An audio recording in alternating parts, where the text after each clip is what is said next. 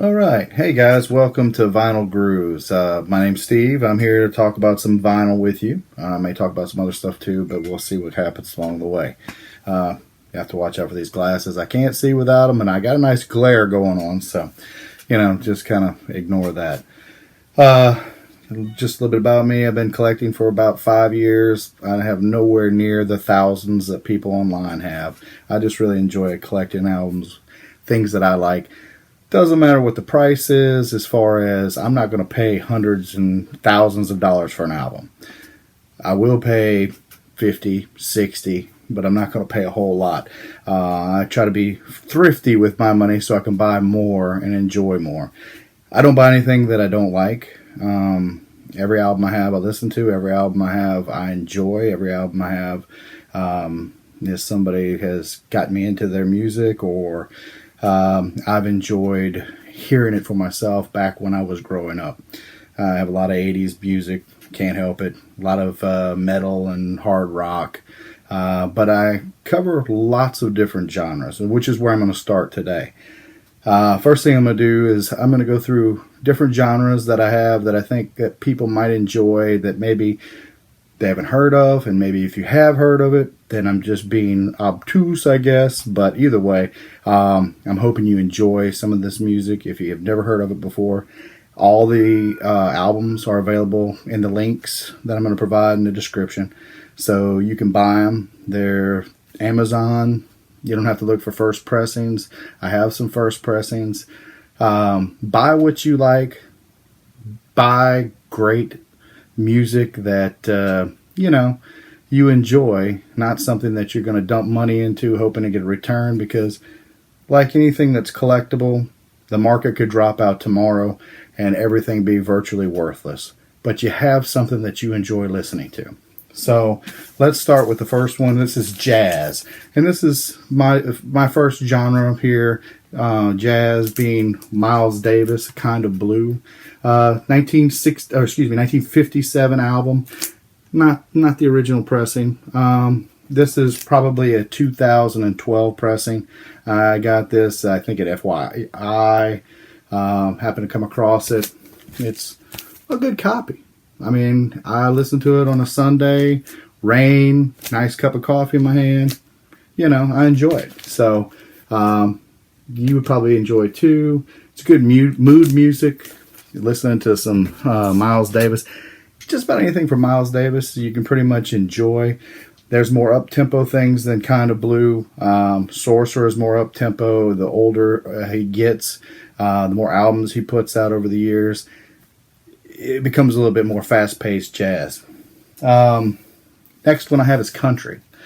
And this guy here, he sets his own standards.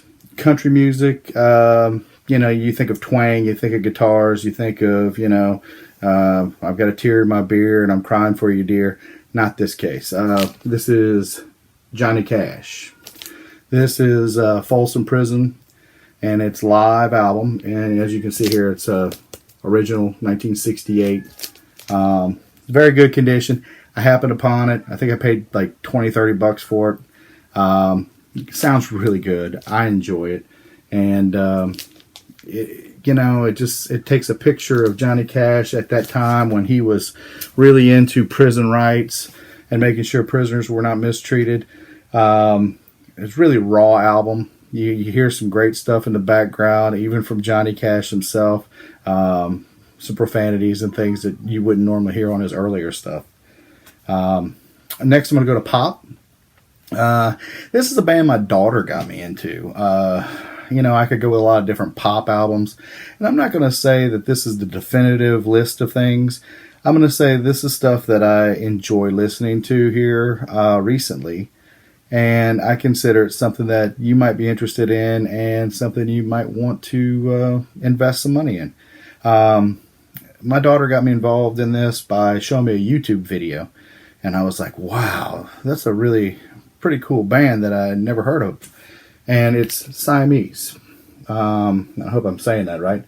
But this is an Argentina band, two guys, and one of their hits, The Wolf. You watch on YouTube, you can see The Wolf. I'll try to link it to the description so you can actually watch the video. Really cool video. Different kind of sound, but it's a pop sound. And I think as far as pop goes, you have your Madonna, you have your Maroon 5, you have all this stuff. But I was going for something a little different that people might not be aware of.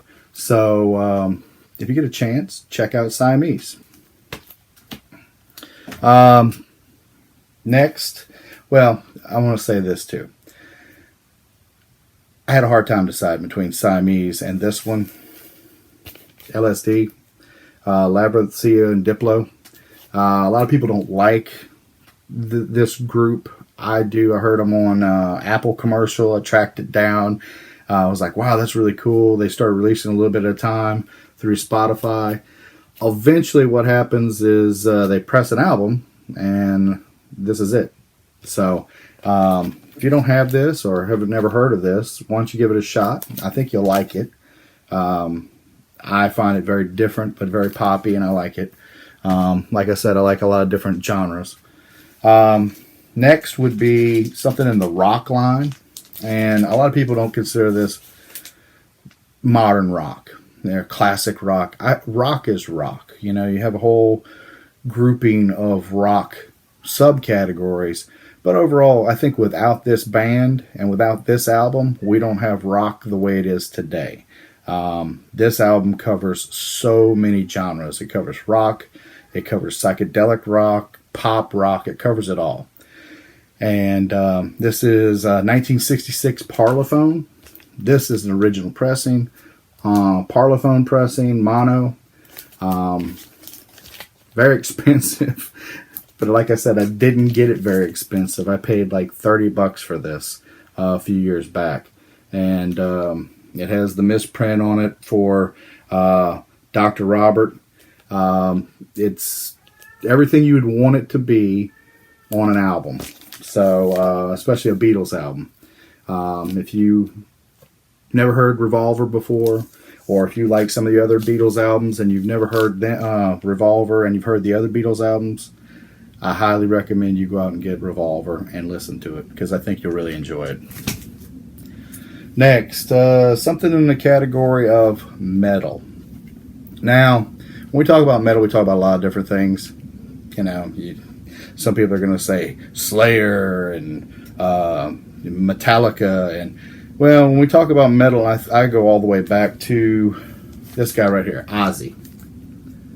Now, I know we could have said Black Sabbath, and why am I holding tribute when I could be holding Bark at the Moon or another Ozzy album?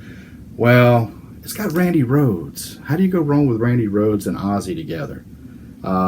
This has everything. It has it's got Black Sabbath covers on it. It has, original Ozzy stuff. It's just a quality album. It's something that if you sat down and listened to as far as metal goes, I think you'd enjoy it. And like I said, I think without Ozzy, we probably wouldn't have the metal that we have today. He was kind of a trendsetter. And some people may disagree with me on that, but big fan of Ozzy here. He's been a long time, and he knows what he's doing. Okay, we're going to talk about grunge albums. When you think of grunge, you think of Nirvana, some Pearl Jam, the 90s. When I think of grunge, one of the things I think of is I think of Andrew Wood, and I think of Mother Love Bone. This album right here is a repressing of Apple, basically. It's music on vinyl. This came out in 2013. It's not the 1995 album. The 95 album you're looking at a few $100s for. This one still, I think I got it for $30-40, and it's going for probably $80-90 now. As you can see, well, actually I paid $52.99, as you can see right there. That's what I paid for it. I love this album. That's why I got it. Really quality grunge, alternative rock, whatever you want to call it. Kind of something that goes with this that a lot of people don't talk about is this Green River.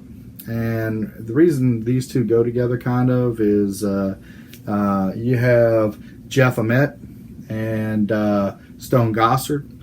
And once Andrew Wood, who is the lead singer from Mother Love Bone, once Andrew Wood dies, the band falls apart.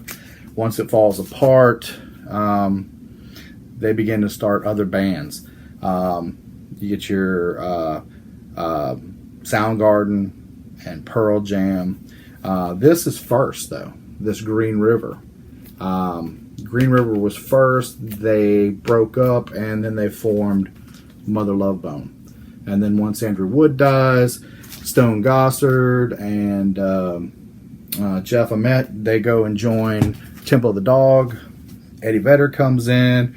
They split apart. You have Pearl Jam.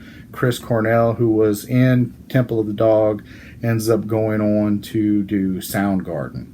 So lots of connections between Mother Love Bone, Green River, Soundgarden, and Pearl Jam. Okay. Next thing I want to talk about is blues. A lot of people don't get into blues. A lot of people don't like listening to blues. I got news for you. There's some really good blues. What I have is, it's a big collection I got at Record Store Day a few years back. Positively love it. And it's really well done. It's Robert Johnson, the Centennial Collection.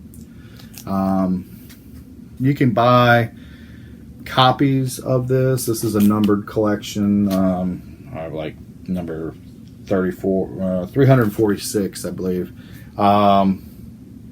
Really good. Robert Johnson, he did most of his music between 1935 to 1937, I believe, maybe 38. Really good. I mean, these are from those original recordings, and you can hear the blues 100% coming from, every track on this album. So if you ever get a chance, want to listen to a really good quality album on blues, this is one of them. This is one of them. Another thing that I love blues wise, and I know I've said I was going to do one per, and I'm pulling out a couple, is this Nina Simone album. Now this is a repress. This is a repress of Pastel Blues, Nina Simone. This is the original. And I positively love this. I got this for Christmas one year from my parents.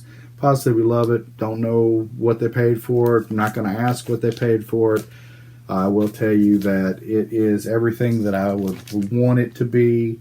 Her voice comes across crisp and clear and sounds amazing. But I will tell you, this version here sounds pretty good. So get the reprint, save you some money, and it's still good. Okay, different stereo, and I believe this one is mono. So that's the difference between the two. One's original, one's not too. Next, a lot of people, when they do record, when they're doing compilations and looking at what they have and wanting people to take a look at some of the albums that they have, one of the things that they don't get into is they don't talk about Christian music. I do have a lot of Christian music too, and I enjoy listening to it. One of the albums is this by Lorne Daigle. She has a voice very similar to Adele. If you like Adele and you've never heard Lorne Daigle, then my goodness, you need to go out and get a copy of Lorne Daigle's Look Up Child. Excellent album. She is clear. She is melodic and beautiful. So, if you get a chance, it's very good. And, Adele's not putting out tons of albums. This kind of fills my need for Adele from time to time. But she's every bit as good as Adele. And if you're into Christian music, great messages, and great lyrics, great composing. And this is a phenomenal album, regardless of if you're into Christian music or not. So I highly recommend it. Okay, we're going to change gears here from the Christian music. We're going to go into a little heavy metal hair band music. from the 80s. Now, I say hair band because it's how we look at it now. We look back at them and say, oh, these are hair bands. When this band actually came out, they were considered heavy metal. In fact, they were the first heavy metal band to go to the top of the Billboard charts. 1983 is what we're talking about, but this is Quiet Riot, Mental Health. I think without Quiet Riot and blazing a path for heavy metal, I think things would be much different now. The sad thing is they never could get back to where they were with this album. They tried, but it's the 80s, and during the 80s, people had a lot of one-hit wonders.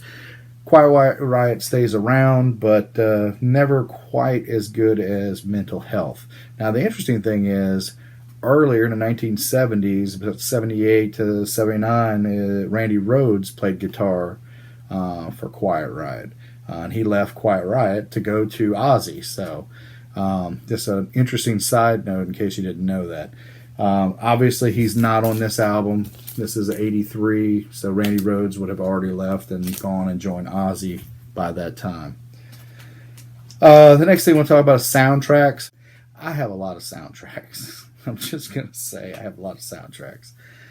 I like soundtracks because they're kind of a compilation of a lot of different music. You get to hear things, maybe artists you would not have normally purchased.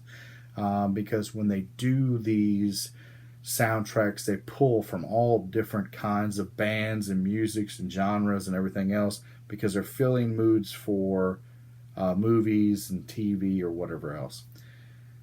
This, to me, is probably the quintessential soundtrack. I don't think there's a soundtrack out there that defines soundtracks more than this. And this is Miami Vice soundtrack. I mean, this right here defined the 80s.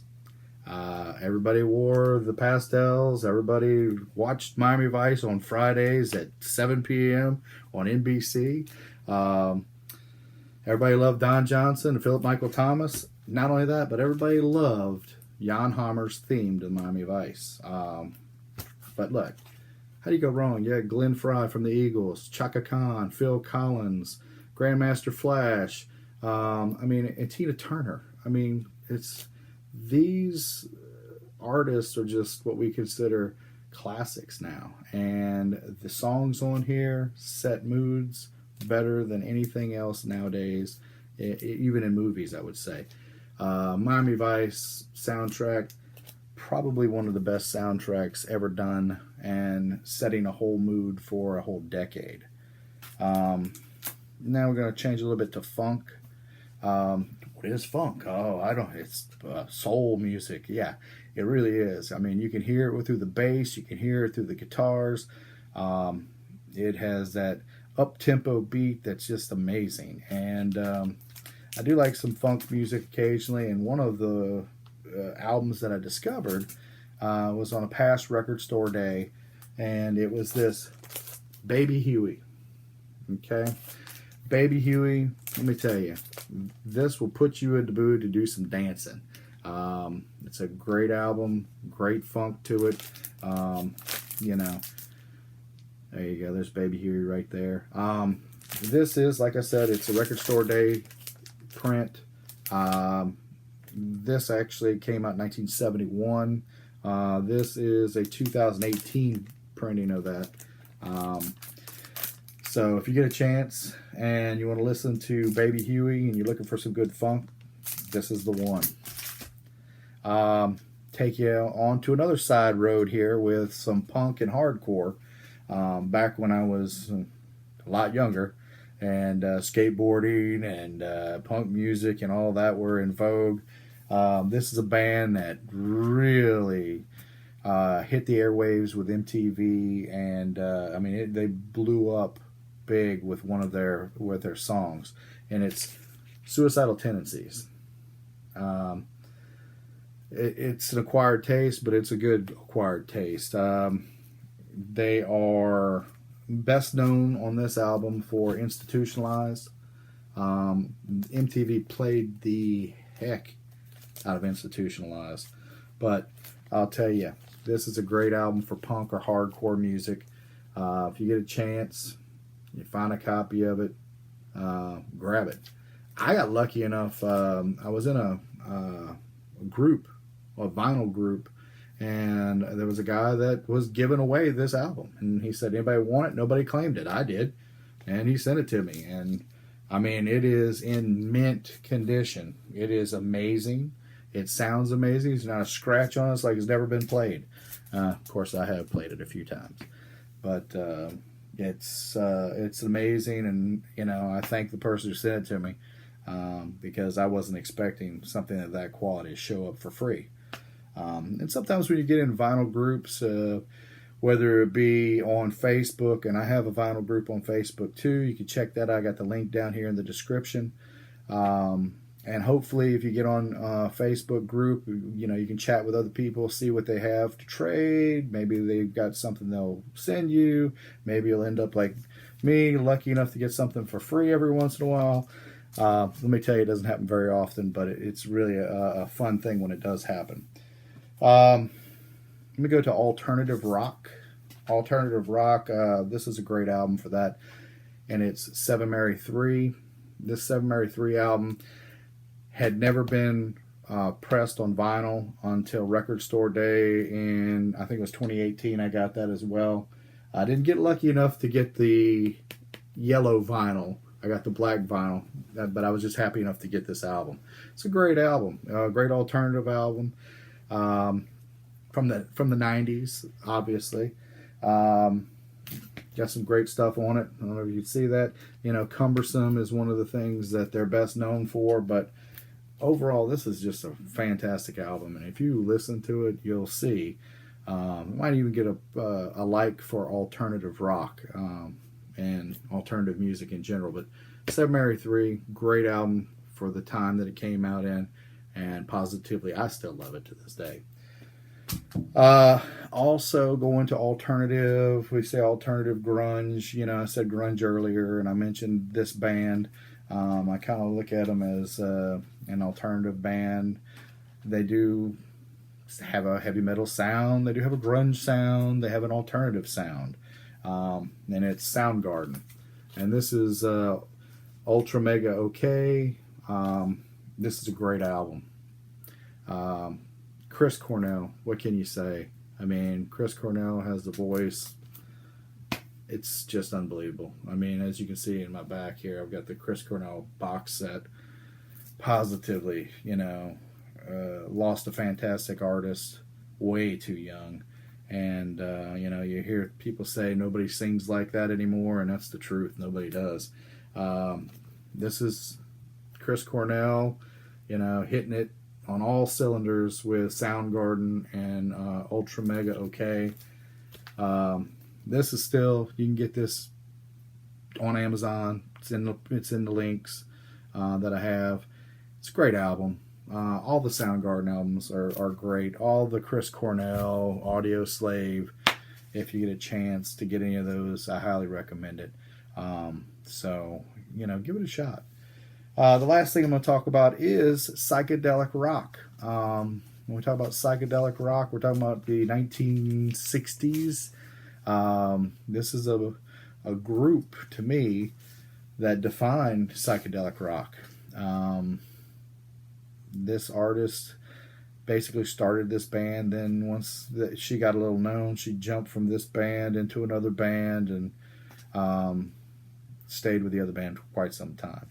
But this is The Great Society, and it's featuring Grace Slick, and it's, you know, Conspicuous Only in Absence is the name of the album. It's a really good album. I mean, it has some of the hits that you will hear later from Jefferson Airplane, because obviously Grace Slick leaves this band and goes on to Jefferson Airplane.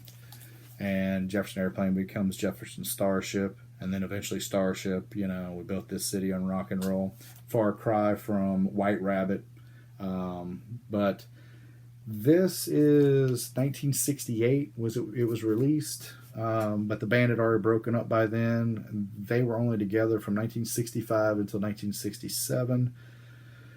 San Francisco Underground, playing in clubs. They opened for Jefferson Airplane, or Airplane at the time. They opened up for them. Obviously, when Jefferson Airplane's singer left, they were looking for another singer, and they were familiar with Grace Slick. So she said, "Bye, guys. I'm going with Jefferson Airplane," and she left. Great Society fell apart because she's what made it. And they ceased to exist in 1967. And this was released because of her popularity and Jefferson Airplane's popularity in 1968. So if you get a chance, pick that up. Well, I hope what you've heard here is good. You like some of the stuff I mentioned. You might want to take a look at some of the links, pick up a couple albums of your own if you want. I hope you enjoy what I'm talking about. If you do, please give me a thumbs up, like it, and I'll keep making them. Hopefully it'll get a little bit better as I go. You know, we're all on quarantine right now, so what I can do to improve it, and I'll do my best. If you want to tell me you don't like it, that's fine too. Give me a thumbs down. But seriously, give me a thumbs up, hit the like, whatever it is you want to do, but please subscribe. And I'm going to keep making them, whether you like it or not. You just don't have to watch. So anyway, catch you next time on Vinyl Grooves. Join our Facebook group, and I'll catch you listening to music.